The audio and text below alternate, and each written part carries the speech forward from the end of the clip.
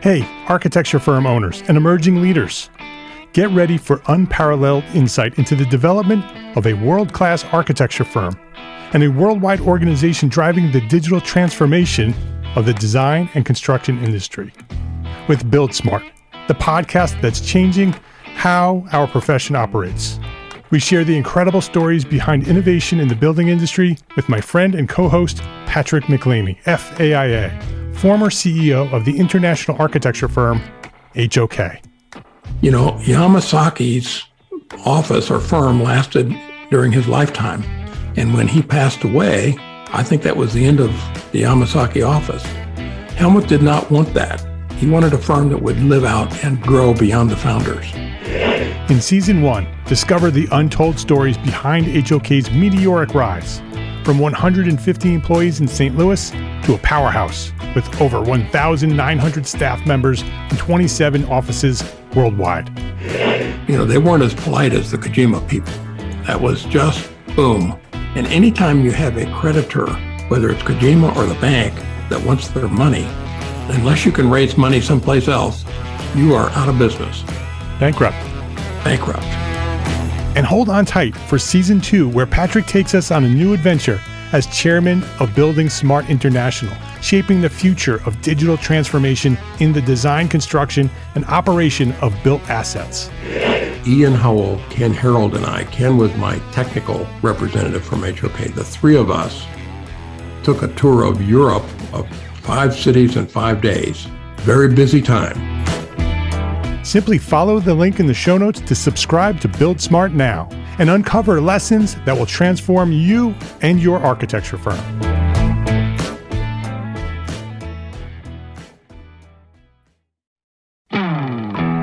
Hey, architecture firm owners and emerging leaders. Get ready for unparalleled insight into the development of a world-class architecture firm and a worldwide organization driving the digital transformation of the design and construction industry. With Build Smart, the podcast that's changing how our profession operates. We share the incredible stories behind innovation in the building industry with my friend and co-host, Patrick McLamey, FAIA, former CEO of the international architecture firm, HOK. You know, Yamasaki's office or firm lasted during his lifetime. And when he passed away, I think that was the end of the Yamasaki office. Helmut did not want that. He wanted a firm that would live out and grow beyond the founders. In Season 1, discover the untold stories behind HOK's meteoric rise, from 150 employees in St. Louis to a powerhouse with over 1,900 staff members and 27 offices worldwide. You know, they weren't as polite as the Kojima people. That was just boom. And anytime you have a creditor, whether it's Kojima or the bank, that wants their money, unless you can raise money someplace else, you are out of business. Bankrupt.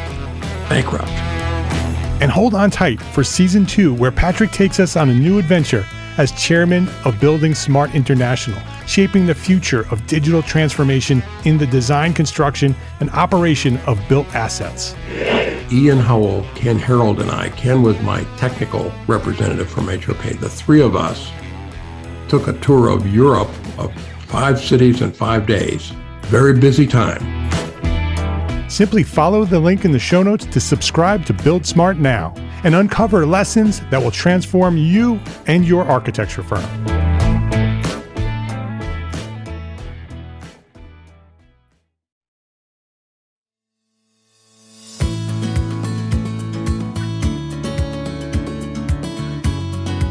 My name is Mark R. LePage, and you are listening to Entre Architect Podcast, where each week I speak with inspiring, passionate people who share their knowledge and expertise, all to help you build a better business as a small firm entrepreneur architect. Douglas Teiger, welcome back to Entre Architect Podcast. Mark, thank you so much. It's great to have you here. You were here back in October of 2020. We talked about living an inspired life as a small firm architect in episode 346. We shared your origin story back then. We talked, every time you and I talk, and we talk offline too, we don't always talk when we record. We'll just sort of check in with one another every once in a while. I think you and I are very much aligned with our mission in life, right? Our purpose in life. We want to make the world a better place through helping architects be more successful.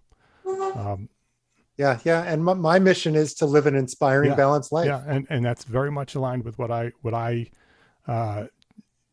strive to achieve for myself and for the people that I can influence. And so you and I are very much on the same page. And so I wanted to have you come back and just share a little bit about what's happening in your world, with the people that you're working with, the architects you're working with. I'll share a little bit about our community and the things that I'm hearing, because I think right now at this moment, right, this is May 2022. We're coming out of this pandemic. The pandemic's not completely over, right? People are still getting COVID. And I think there's also a lot of stress and struggle and burnout that we're experiencing. I'm seeing that and so I want to compare notes, talk a little bit. Maybe we can inspire a few people. Before we do that, let me just remind everybody who you are. Anybody who may not know who you are. We're actually promoting or have just recently promoted your master classes over at BQE. If anybody is sort of trying to connect the dots, Douglas Teiger. Yeah, that is the same Douglas Teiger.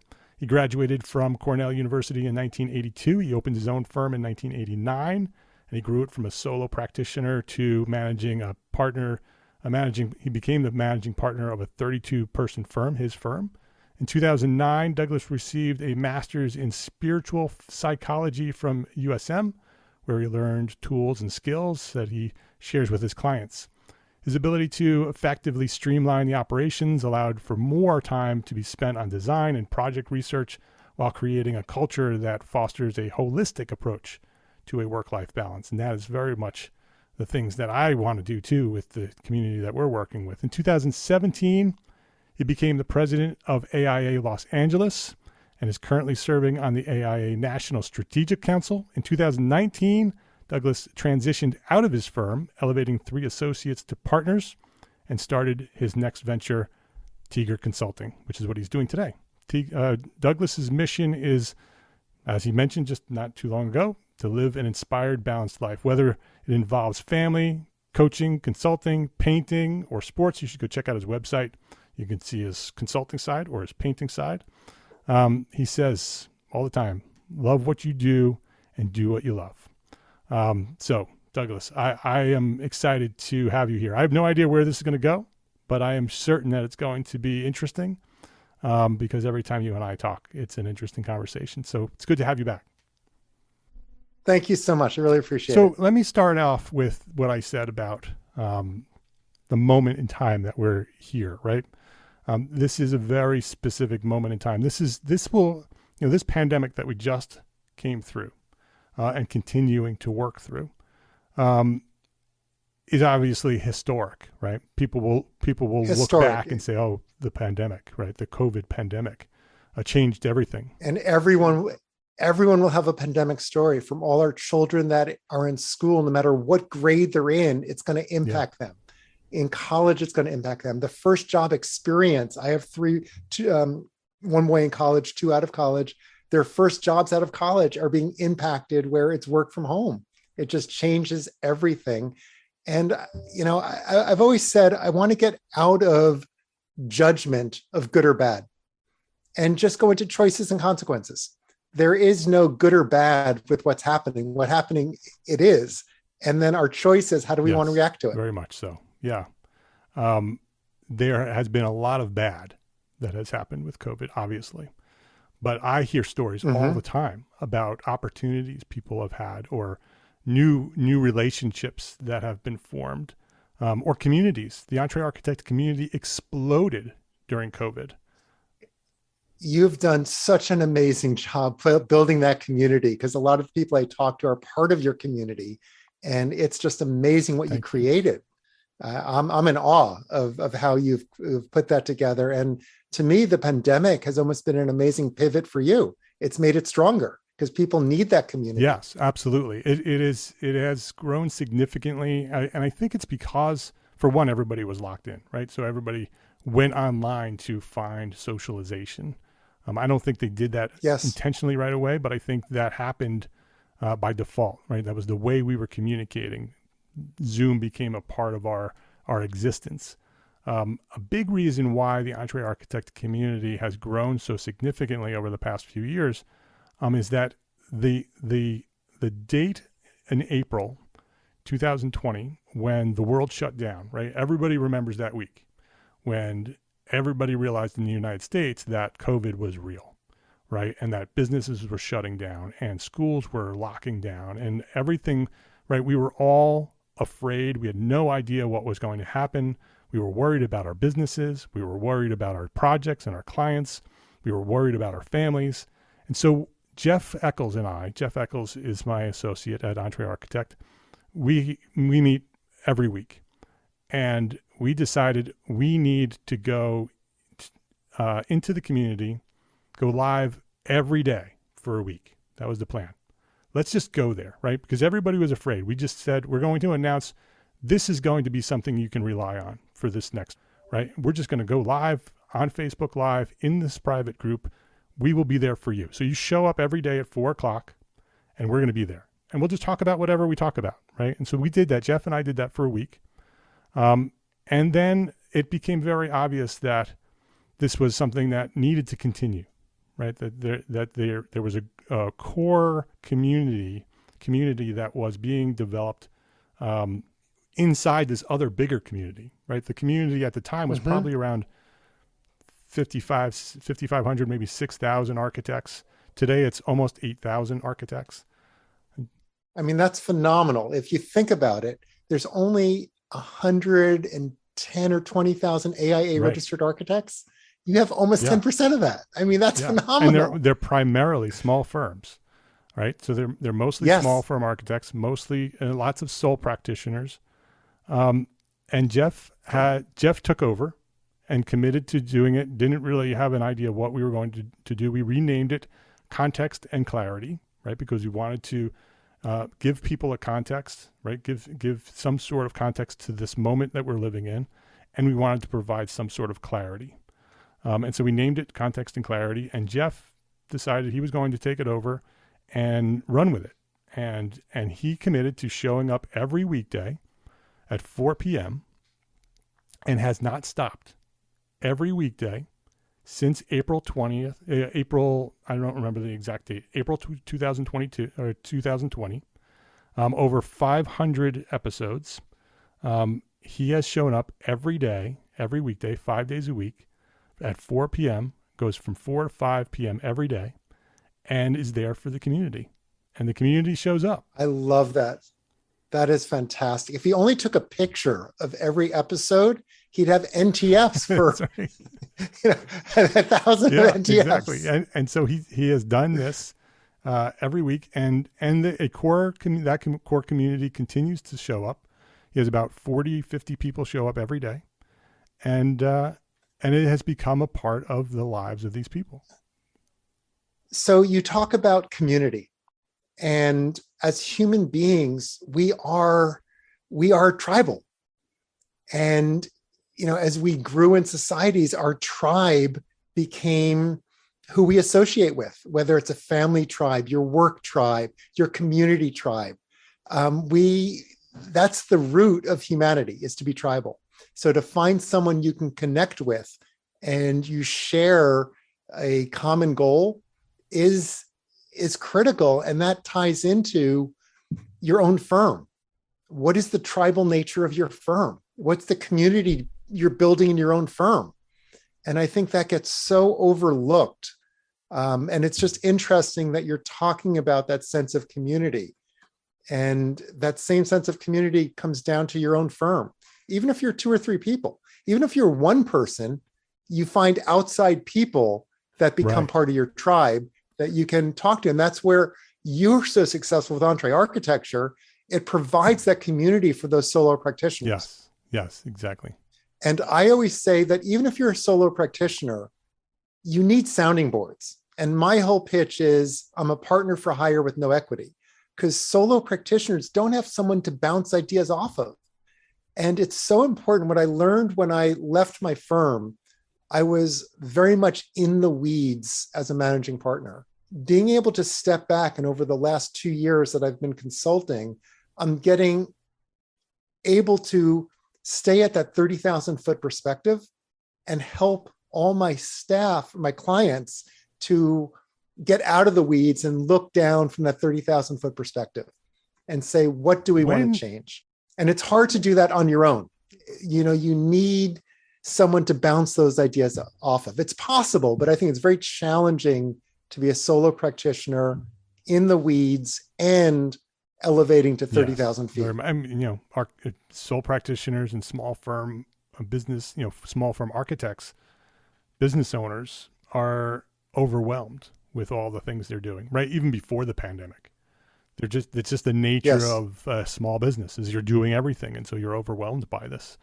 And now with this long, multiple years of being locked down and having the stress of having a pandemic, being afraid to leave your home, that is damaging, right, to a society. It's damaging to a culture. Why put such a word as damaging? Why not just accept it? This is what is. So why be in resistance and label something as damaging? Let's go there. Okay, we're all dealing with it. I agree with you, but I think that there are negative consequences to what we've been going through, right? But there's also positive consequences. Totally agree with you, and I 100% agree with you that it is what it is, right? We can't change it by looking at it in a negative way. But I think it's as a leader, it is very important for me to acknowledge that there are people in our community who are suffering specifically because of what they've been through. I see it every day that there is an epidemic of burnout, that there is people who are feeling overwhelmed and feel like I've just had enough of this. I can't do this anymore. Right. And I think it has, architecture is a difficult profession. Small firm architecture is difficult to create and manage a small firm. Then you have clients who are also experiencing all of these things from the as a result of the pandemic. And so I think that it is important to acknowledge that we are feeling that, right? So we can then address it. I agree with you 100% that we have to accept that it is what it is. And there's lots and lots of positive things that have happened. Like I had said, that context and clarity community has been life-changing for the people in that community. It has been life-changing for me and the Entree Architect. And that's just one example, right, of a positive thing. So if we stay with that example of burnout and the stress that comes along with it, I really like to focus on setting boundaries. And setting boundaries doesn't mean we're selfish. It's self-honoring. So I think there's a big difference between selfish and self-honoring. And with all my clients, there are challenges across the spectrum of client boundaries, staff boundaries. And if you're a staff member, you have to honor yourself for your own work ethic boundaries. Explain that. Go deeper in that. What does that mean in terms of boundaries? I think so much of what has happened over the pandemic is that people are spending more time on the work because they're not traveling. They are stuck at home. They are, a lot of them love what they do, love what they do. So it's able to sit in front of a screen for 10, 12, 14 hours. I mean, my son in the consulting industry is like 16, 18 hours a day. And I'm telling him, where's the work-life balance? And that's an inner choice. There's no right or wrong here. It's just an inner choice of what are your boundaries that are going to be in alignment with your life. What else do you want to do other than architecture? I'm a firm believer in the concept that we are a divine being having a human experience who happens to practice architecture. I think if we identify as architects, we have the potential to be unhappy with putting the value outside of us. So if we identify as an architect, we're going to be happy if we do great work. We're going to be happy if the client's happy. We're going to be happy if the public loves the building that we're producing. Those are all external factors. So if we shift that and say, I'm a divine being having a full life. My happiness is not dependent on external factors. And it's taken me 60 years to begin to get to this acceptance and reality of that. It's very easier to say than to do. But if we separate out, we are a divine being having all these human experiences who happens to practice architecture. So as a divine being, the only thing a divine being is pure love. There is no judgment. There is no right or wrong. There is nothing other than being in our loving is the divine essence. So from a place of that loving, how are we being self-honoring? Are we loving ourselves when we work 14 hours a day? Yeah. We don't exercise, we don't eat well, we don't sleep well. Is that self-honoring? You're speaking my language now, Douglas. I am there with you. And I think that is, let's go deeper there, because there are architects, especially, we can go right back to the Context and Clarity crew, they're so dedicated, right? And they're so passionate about what they do. And that's a great thing. But I see many of them do not allow themselves the time away from the things that they're working on, right? And that there is more to our lives, a holistic life, than architecture. But there's something else that I think is tying into this. So we all have an amygdala in the back of our brain. The amygdala is the fight or flight response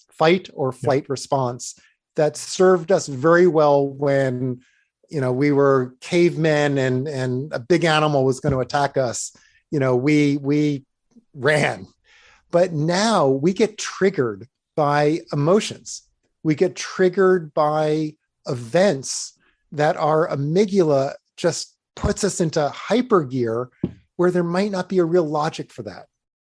So if we talk about why are we working such long hours, is it because we're afraid that we're going to get fired? We're afraid the client's not going to like what we're doing?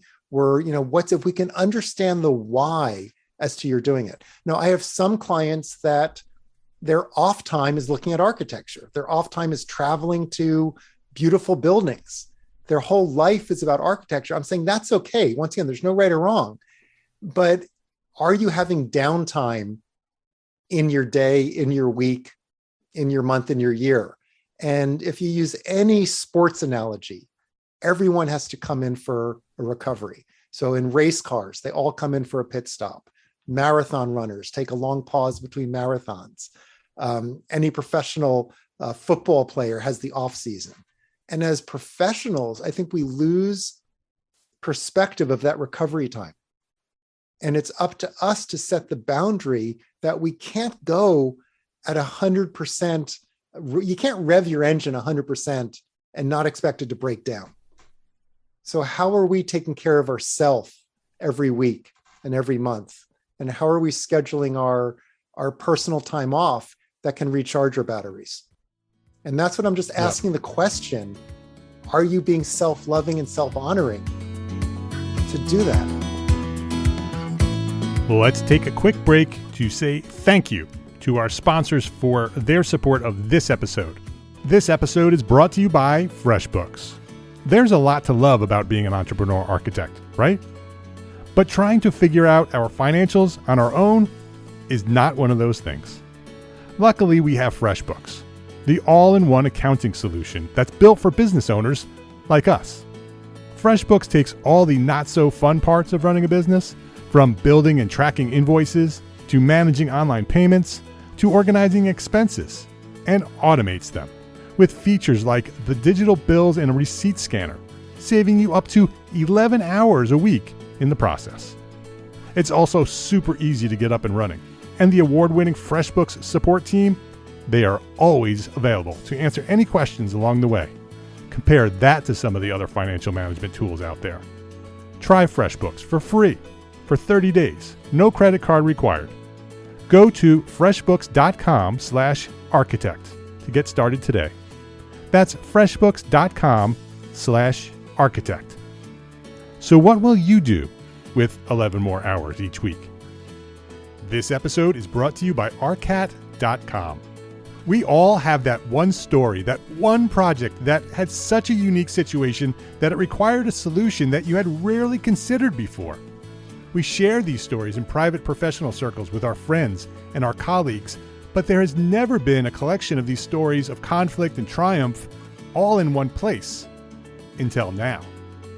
Detailed is a podcast series that features architects, engineers, builders, and manufacturers who share their insights and expertise as they highlight some of the most complex, interesting, and oddball building conditions that they have ever encountered, and the ingenuity it took to solve them. Join host Charisse Lakeside, aka CSI Kraken, a senior specifications writer at RDH Building Science, as she uncovers lessons learned to help you navigate similar challenges that may arise in your next project. Detailed, an original podcast by ARTCAT. Listen and subscribe right now at arcat.com/podcast. That's arcat.com/podcast. arcat.com/podcast. Detailed. Every building has a story. Please visit our sponsors today and thank them. Thank them for supporting you, the EntreArchitect community. Do you have a process or a suggestion even on how to do that, right? Because I think a lot of architects, you had said before, I am an architect, right? That defines us and we become... They identify as an architect. Right. Their value is tied to being an architect and producing a great work of art. And we've done it for so long now that we don't know how to get out of that loop, right? Yeah. I know there are people right now who are listening to us and saying, yes, that's me. Yeah. But I don't know how to stop, right? I don't know what to do. So can we help those people? What would you suggest that, let's say somebody hires you and they're working one-on-one with you and you just told them all of that and they're like, yeah, right? They have tears in their eyes. They're like, yes, that is me. Yeah. But I don't know how to stop being that. There's a great quote by Viktor Frankl, who was a Holocaust survivor, who wrote Man's Meaning. I'd have to look up the exact title, Man's Meaning in Life, something like that. The quote is, or he has many quotes, but the one that I want to talk about is, between stimulus and response, there is a gap. And in that gap, we have a choice. Between stimulus and response, there is a gap. And in that gap, we have a choice. So the story that comes to my mind, and I learned this concept when I was going through my program, I had an 8-year-old son at the time. He liked vanilla soy lattes. So I brought it home in the cup. He wanted to pour it into a ceramic mug. I said, take the top off. He says, no, it'll flow out nicely. So sure enough, he turns the cup over, he squeezes the styrofoam, the top pops off, the coffee goes everywhere. My first reaction in my mind, was, oh my God, I just told you don't do that. But I paused, I caught myself. Yeah. And through awareness, I caught myself and I said, you must be so bummed out that happened. Can I help you clean it up? And he just melted, and that would be really nice, Dad. And that shifted our relationship, because that ability to pause, and whether it's with a client, a staff member, any time that you can pause and catch yourself with the awareness, what choice do I want to make in this moment? And the magic is just becoming aware of the present moment, aware that you're off course is being on course. If we use the analogy of sailing, getting from point A to point B, a sailboat never goes in a straight line. It's always zigzagging towards point B. But the captain is aware of being off course to get on course, to get to where he wants to go. So it's that concept of awareness. I really think enlightenment is just to become present and aware. That's it. If you can do that, you're enlightened. Yeah. But the ability to truly be present and truly to be aware and to pause in that gap between any stimulus. Are you being triggered? Then where is that trigger coming from? So I'd constantly ask my clients, what triggered you? And then go back in their history and where did that come from? And can we provide healing to that part that can allow them to not be triggered in the future when something happens? So it has a lot to do with being self-aware, right? To Yes. start paying attention to yourself, paying attention to the stimulus and therefore the response in The that trigger, moment, right? And and recognizing that gap that you talked about, the gap exists because that's the moment that you have the choice. Yes. In that gap, right? You feel that, and often anybody who's not being aware of it will just respond, right? Yes. They will just trigger. And I even being aware of this, I fall back into instant triggers. Sure. When something is really at one of my core issues. I regress into that immediate reaction rather than just laughing and say, oh my God, that's fascinating. Let me look at that. And that's because that's human nature, right? That is that fight or flight response. Our brains say, run, there's a tiger. Yeah. Right. Yeah. And there is a gap even when there's a tiger, right? Right. But today there are no tigers, right? Yeah. Yeah. Today it's not that critical. And so if we become more aware, it's self-created. right. And if we become more self-aware and emotionally aware, understand that stimulus and the triggers that we typically respond with, when those things happen, we can recognize them and then choose our response, which is what you're talking about. Yeah. My favorite word lately is curiosity, to be curious. So no matter what someone says, just be curious. Oh my God, let me think about that. Yeah. Pause. Maybe there's truth to that. I mean, the first question I always say is there any truth to what the other person said? If you're triggered, is there truth? Because we're only triggered if we have that inside ourselves. So once again, let's bring it back to children. If I'm triggered because my child is talking back to me, and I have one child that was very, he had such confidence to push and question me. He would question me and I'd get angry. The reason I got angry is I haven't always stood up for myself in the past. So I was resentful that he was standing up for himself. And that was my trigger. But it's like, oh my God, where do I do that or where do I not do that? And is that causing that reaction? And so it's just being curious if no matter what happens. So at dinner table, my son can say something that triggers my wife, but doesn't trigger me because I don't have that as my issue inside.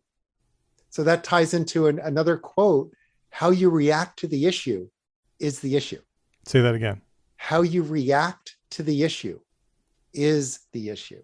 Is the issue. Because if I'm not triggered, if I can stay neutral, I can just be curious. I can go deeper. I can just not be defensive. And a lot of times with clients, this happens a lot.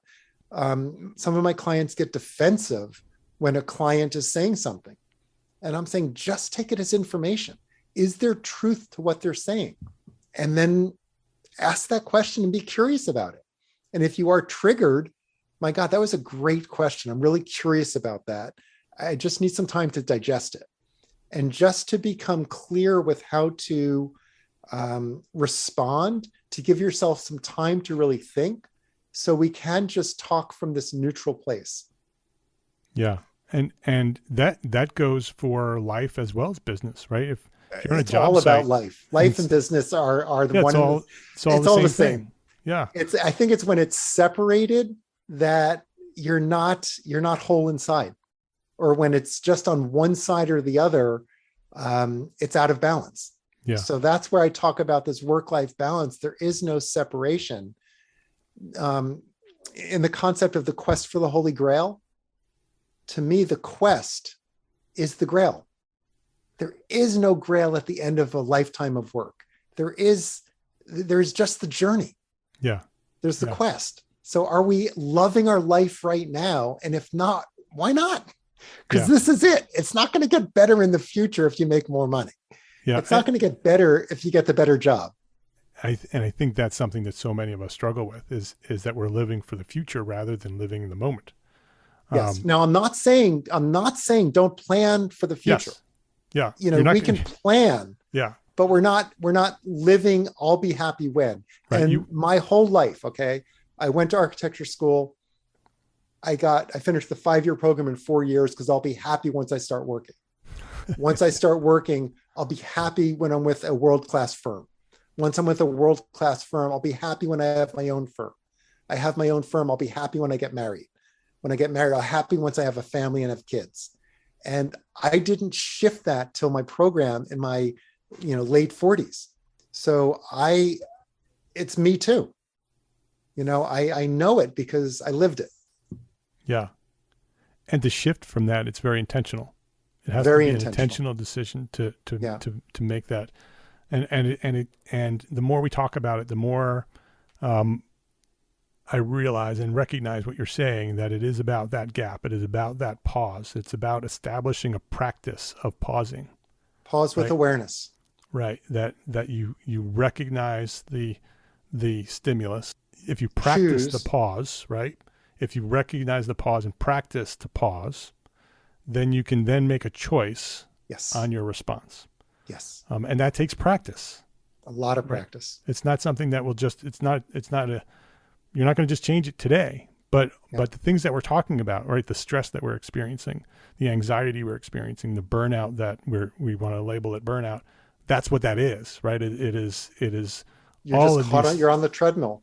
Yeah. The stimuli after stimuli after stimuli being triggered over triggered after triggered after triggered. And it gets overwhelming and exhausting. Yeah. I don't know where this quote came from. My father shared it with me, and I don't know the origin story of it. But there's 4 levels of competence. There's unconscious incompetence, conscious incompetence, conscious competence, and unconscious competence. And that's a progression of awareness, because so much of us aren't even aware that we're not taking care of ourselves and we're just on this treadmill and we're not being self-honoring. Unconscious incompetence. Yeah. Conscious incompetence is we're aware of it and we haven't yet decided to do something about it, but we're aware of it. Conscious competence is starting to say, I'm going to pause, walk around the block, exercise, meet someone for dinner, cook healthy dinners. Conscious competence. Unconscious competence it's just who you are now. Yeah. It's a very deep episode here. Well, I'm smiling and laughing. Yeah. So no, it it's can good be because deep. I think that, well, I know, it's not even I think, I know that my community, our community are looking for answers to these problems there. Yeah. And to recognize that we have to take care of ourselves. We have to be aware of our own responses to these stimuli. To be conscious of that is the answer, right? You have to start there. You have to start paying attention to yourself. And it's almost the difference, because you said looking for answers. I'd almost want to shift it to asking better questions. Yeah. Yeah. And even with my clients, I have to hold myself back to provide the answer versus to ask the question, because I truly believe everyone has the answers inside of themselves for what's right for them. I don't know what's right for you. I only know what works for me. So if I can just ask the question to have you figure out what's right for you, that's going to be the success. It's like teaching someone to fish versus giving them fish. I need my clients to work for themselves to figure out how to do it, where I'm a sounding board. I am just providing good questions, and you're going to decide what choice do you want to make. Yeah. But it's not looking for the answer. It's looking for the question and asking the right question. And it's a practice, right? It's something that we have to be aware of and do it every day over and over and over again. And it becomes part of your life. It becomes your life. Yeah. That's it. Right. It doesn't become part of your life. It is your life. Yeah. Yeah. Fascinating. You and I could go on for another 4 hours talking about, but I think that gives our listeners a place to start, to recognize that there is something going on, to be present, to be aware of what's happening, to be intentional, to practice that pause, right? To establish a practice of pausing. To make self-honoring choices. I mean, I think that is right. And that's the foundation thing. To make self-honoring. And that doesn't mean, once again, making self-honoring choices does not mean you're being selfish. Right. It means you're being authentic. And not everyone is going to like the choice that you make, but that's not your responsibility. Yeah. If you're coming from that place of loving, from that true place of loving, without judgment, not loving as in loving a girlfriend, from that foundational loving. And I didn't want to get into religion and spirituality and all of that, but from that true place, you can do no wrong, because that's the pure essence of just a beautiful soul. From that place, what's authentic? Yeah. And it's very hard to separate out the ego from that soul, because the ego can trick. The ego plays amazing tricks. The ego could say, I'm being very spiritual now and I'm in that place of loving. But is it the ego saying that, or is it that real place? I mean, it gets into a whole, deep rabbit hole of separating out the ego from that authentic self. Yeah. And you are right, spot on with me. I mean, I finish every episode for over, this is episode 467, but I've been saying at the end of every episode for at least 200 episodes, love, learn, share. That's what I finish every episode with. That is it. Someone once asked me, what would you, if you had only 3 lessons to share with your children, if everything else was wiped away and you only had 3 lessons to share, those are the lessons that I would share. I would share love, learn, share, right? Love, not only and this is actually interesting, because when I established love, my thought was love one another, right? That's what I try to do. And I try to encourage others. And that's what the foundation of Entre Architect is established. But you have to start with loving yourself. Yes. If you don't love yourself, you cannot love others. Exactly. And that wasn't, I didn't realize that until just now as we're discussing this, that love is not just for others, it is also for ourselves. Yeah. So when you hear me say at the end of every episode, love, learn, share, remember that it's not just about loving one another, but it's also about loving yourself, about acknowledging the work that you do and who you are and how you respond and all of the things that make who you are. I start my coaching sessions with a meditation, and it's just a simple breathing exercise, 30 seconds of silence. But then I go into, and now bring your awareness to gratitude, always starting with gratitude for yourself, for all that you are, gratitude for your loved ones, family, friends, staff, clients, and gratitude for the learning opportunity each of these people provides you. And the importance is everything in life is just a learning opportunity. And everyone in our life is a mirror for us. And there's a learning opportunity from everyone in our life, whether they're giving us triggers or whether they're bringing us joy. Both of that we can learn from. If someone is bringing us joy, I'd be curious why. I'm seeing myself in that other person. I'm seeing the love I have for myself in the love that person has for themselves. And that's the love that you're talking about, of love, learn, share. It's that mutual love fest, that mutual appreciation, an acknowledgement of, like, namaste. So my license plate is namaste. Namaste is I honor and respect the light in you that I see inside myself. So it's that mirror. Yeah. It's both, right? It's you and me. Yeah. I never knew that. I just started practicing it 3 months ago. Oh, congratulations. And I've known that. Thank you. And I've known that word since I was a child. I've heard the word. Yeah. I never really. Yeah. I honor the light in you that is also in me. I loved it. All right. We have to wrap this up, Douglas. But before we wrap it up. No wrapping it up. Yeah. It never ends. Well, we can come back. It's always a journey. We can do this over and over again because I love having these conversations. And I would suspect that the people who are listening right now, who may have stumbled upon this episode, not realizing what they were about to listen to, are glad they heard it. Yeah. And I'm sure there were many opportunities I appreciate that. and to expand on it, because I always learn something. I'm always inspired when I speak with you, when having a chat. And I am inspired by everything that you've created and who you are and your soul. I mean, people, I'm looking at the video of Mark, and he's a beautiful soul. Thank you.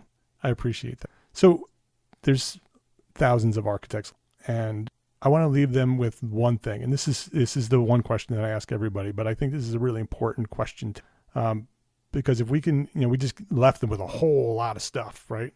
Right now they're thinking, oh my goodness, I have a lot to think about here. What would you say is the one thing that they should start with? What is the one thing that they should do right now or today to start moving in the direction about going? Micro changes. I don't care what it is. Anything that's going to move your life forward for the better is going to compound over time. And just one little thing today, another little thing tomorrow, nothing major, small micro changes. And those micro changes over years are going to be huge. It's like compounding interest. Yeah. So we don't need to make a big change. Micro. That gives it a good first step.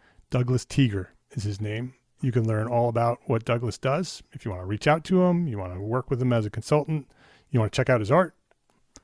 Do you have your race cars on there too? I do. Motorcycles. Yeah. Motorcycles. I knew it was something with motors. DouglasTeiger.com is the place you should go and go check him out. Go say, you know what? Just go to DouglasTeiger.com right now. Click the little contact or whatever he's got over there to contact him, and just say thank you. Do it right now. DouglasTeiger.com. Say thank you for being on the Entre Architect podcast, because I think this is, for me, it was a very enlightening episode to have this conversation. We started with no topic in mind. Well, I knew it would be good because you and I are very much aligned with our purpose in life. Yeah. And I didn't realize, even before we wrap up here, I didn't realize that what you do is so grounded in faith. And that is very much aligned with me too. I don't talk about that very much. But that is the foundation of what I'm doing that's my ministry. Yes. Is Entre Architect. If I can help architects be more successful in their business and their life, and that makes them better and their lives better, which then makes the world better, then I've done my mission. I love that. I'm in complete alignment. Yeah. We are one and the same. So go check out DouglasTeiger.com. Say thank you. Douglas, thank you for all the work that you do. And thank you for coming by here, having this amazing conversation here at Entre Architect Podcast. I appreciate it. If you liked this episode of Entre Architect Podcast, please share a rating, write a review, go write a review. I would love to know what you think of this podcast, and it helps other architects find us. So go do 5-star rating if you like it. Share, write a review. I'd love it. And share a link to this episode with a friend, because that's how we've grown. That's how Entre Architect has grown to serve thousands of architects throughout the world, just like you. Thank you to our sponsors, ARCAT and FreshBooks, for their support of this episode. I ask you to support them because they support us. And if they're supporting us, they're supporting you. So go support them. Got it? Go support our sponsors. Links to our sponsors, so you can click on those links and go right to them.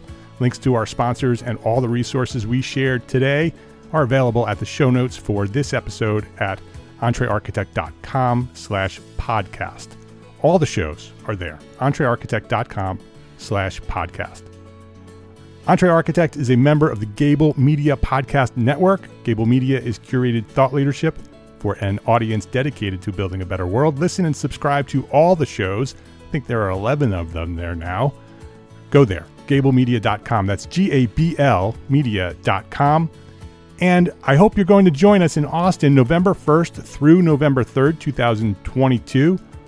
Those are the dates for the Entre Architect Community Annual Meeting, our first ever live and in-person conference for you, the small firm architect community. Visit entrearchitect.com/annual meeting right now to learn more. That's entrearchitect.com/annual meeting, and I will see you in Austin in November. Don't miss this. This is going to be great. EntreArchitect.com/annual meeting. It's a conference for you, small firm architects. Thank you for listening today to this episode of Entre Architect Podcast. Love, learn, and share what you know.